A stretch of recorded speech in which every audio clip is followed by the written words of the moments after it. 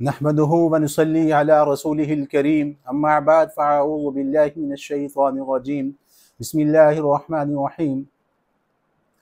یہ بات تو خیر اب پوری امت مسلمہ پر عیاں ہو چکی ہے۔ پاک بھارت جنگ میں اللہ جل جلالہ عما نوالہ نے امت مسلمہ کو کامیابی و کامرانی سے نوازا ہے۔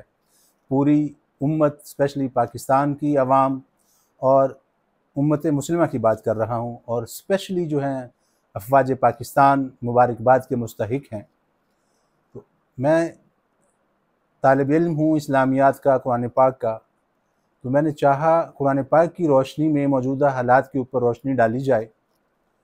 اللہ جل جلالہ عما نوالہ ارشاد فرما رہے ہیں، سورہ آل عمران ہے، وَلَا تَهِنُوا وَلَا تَحْزَنُوا، آپ ہمت نہ ہاریں، حوصلہ پست نہ کریں اور نہ ہی غمگین ہوں۔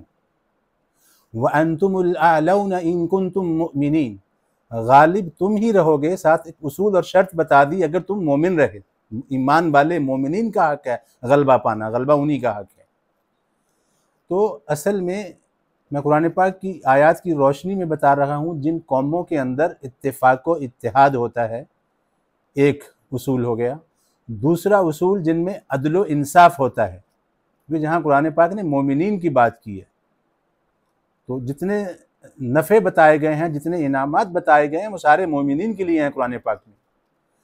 تو 100 بار اللہ کا شکر ادا کرنا چاہیے کہ اللہ نے نعمت سے نوازا ہے۔ جو قومیں اللہ کا شکر ادا کرتی ہیں، لَإِن شَكَرْتُمْ لَأَزِيدَنَّكُمْ، اللہ ان کی نعمتوں کو بڑھا دیتے ہیں، ان میں اضافہ فرماتے ہیں۔ تو جب قوم اتفاق و اتحاد، قرآن پاک نے بہترین اصول دیا اتفاق و اتحاد اپنے اندر لانے کے لیے، اللہ کی رسی کو، مطلب قرآن پاک کو مضبوطی سے تھامیں، قرآن پاک کو پڑھیں، اس پہ عمل کریں، تبھی آپ مومن بنیں گے، تبھی آپ غالب آئیں گے۔ اللہ تو اس سے بڑھ کر آگے کی بات کر رہے ہیں۔ کیا فرمایا؟ سورہ نور ہے، 55 آیت ہے، اللہ فرما رہے ہیں وَعَدَ اللَّهُ الَّذِينَ مِنْكُمْ وَعَدَ اللَّهُ الَّذِينَ آمَنُوا، میں وعد اللہ الذین آمنوا منکم وعملوا الصالحات لیستخلفنہم فی الارض، اللہ فرماتے ہیں میں وعدہ کرتا ہوں یہ لوگ جو ایمان لے آئے ہیں اور ان میں سے جو لوگ صالح عمل کرتے ہیں، اعمال صالحہ کے پابند ہیں، لیستخلفنہم فی الارض، اللہ انہیں خلافت ارض سے نوازے گا۔ صرف پاکستان کی یا ملائیشیا یا ایشیا کی بات نہیں ہے، کسی بھی کنٹری کی بات نہیں، اللہ پوری خلافت ارض کی بات کر رہے ہیں۔